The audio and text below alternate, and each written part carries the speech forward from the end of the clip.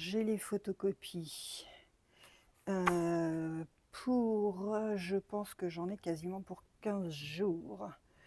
Une banque d'exercices corrigés pour mes 6e qui vont travailler sur le dessin d'observation.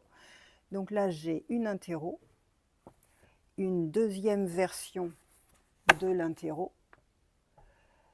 Ça, c'est pour mes 5e qui travaillent sur tracer les courbes sur papier millimétré. Donc là, j'ai une interro, une deuxième version de l'interro et j'ai même une 3e version de l'interro. Là, j'ai la banque d'exercices corrigés pour les 6e. Ça ne va pas tenir, il va falloir que je m'organise autrement. Je vais aller ranger ça dans mon placard derrière. Je vais ranger ce qui n'est plus utile. Et ça, c'est la banque d'exercices corrigés pour les 5e.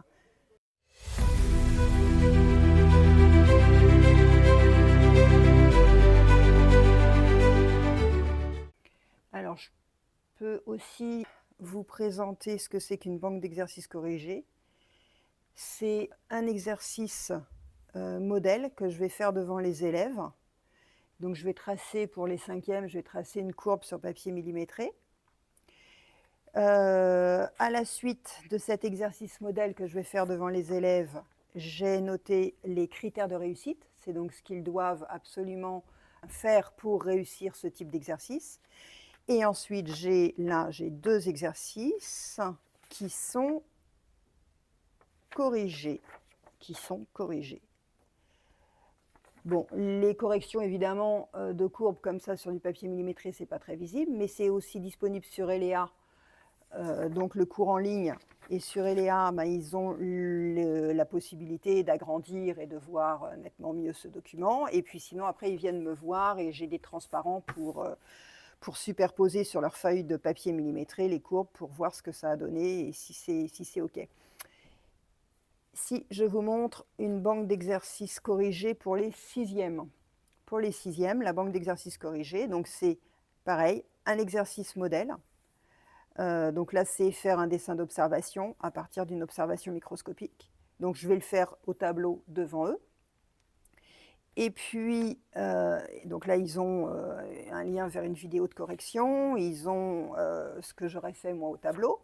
Après ça, ils doivent pouvoir refaire cet exercice-là pour s'entraîner. Donc, je leur ai laissé de la place pour s'entraîner. Ils ont les critères de réussite. Donc, encore une fois, c'est tout ce qu'ils doivent absolument faire pour que l'exercice soit réussi. Et après, il y a les exercices d'entraînement. Donc, un exercice d'entraînement, ils ont la place de le faire. Deuxième exercice d'entraînement, ils ont la place de le faire, mais ce sont des exercices où ils ont les corrections. Donc là, j'ai déjà fait les 2 dessins d'observation et ils ont la correction. Donc ils peuvent s'entraîner ensuite autant qu'ils veulent à la maison jusqu'à ce qu'ils les réussissent. Et si je vous montre ensuite, donc ça c'est la banque d'exercices corrigés, les interros qui vont aller avec, ce sont les mêmes, les interros, c'est le même exercice que celui qui était dans la banque d'exercices corrigés. Donc ça, c'est l'épiderme de grenouille. L'épiderme de grenouille, il était où? Il était là, voilà, l'épiderme de grenouille, et ils ont la correction qui est là. Donc en interro, je leur demande de réussir à faire parfaitement la même chose. Et je leur donne des briques pour faire monter leurs notes à partir du moment où ils ont parfaitement suivi les consignes des critères de réussite.